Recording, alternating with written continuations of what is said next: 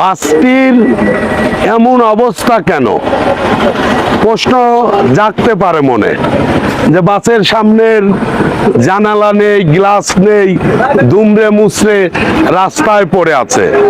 এই প্রশ্নেরই উত্তর খুঁজতে আমরা কুষ্টিয়া রাজবাড়ী হাইওয়ে সড়কে রয়েছি।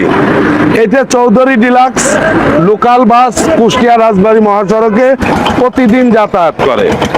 তো এই রাস্তা দিয়ে হাজার হাজার গাড়ি যায়। ভাই একটু গাড়িগুলো দেখায় যে কি অবস্থা। এইটা খুবই গুরুত্বপূর্ণ একটা সড়ক।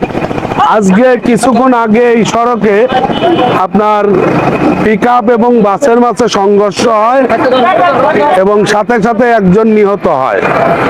তো যারা এই ভিডিওটা দেখবেন, আমি সবাইকে সতর্ক করে বলবো যে ট্রাফিক আইন মেনে চলুন, ট্রাফিক আইন মেনে চলুন। সড়কের নিরাপত্তার লক্ষ্যে একটি নিরাপদ সড়কের জন্য এই সড়কে যেখানে যে দেখবেন যে মাইল ফলকগুলো আছে, তারপরে আপনার যেখানে যে গতিসীমা আছে, এই গতিসীমাগুলো মেনে চলবেন। একটি নিরাপদ সড়কের লক্ষ্যে আপনাদের সবাইকে অনুরোধ করব, গাড়ি চালাবেন ধীর গতিতে। ধীর গতিতে গাড়ি চালালে আমরা পাবো একটি নিরাপদ দেশ, নিরাপদ সড়ক, নিরাপদ জীবন। আর নিরাপদ জীবনের লক্ষ্যে কুষ্টিয়া রাজবাড়ী মহাসড়কে প্রতিদিন ঘটে নানা রকম দুর্ঘটনা। কোনো ঘটনাই ছোট না। আপনারা সবাই দুর্ঘটনা এড়াতে গাড়ি চালান ধীর গতিতে। ধন্যবাদ।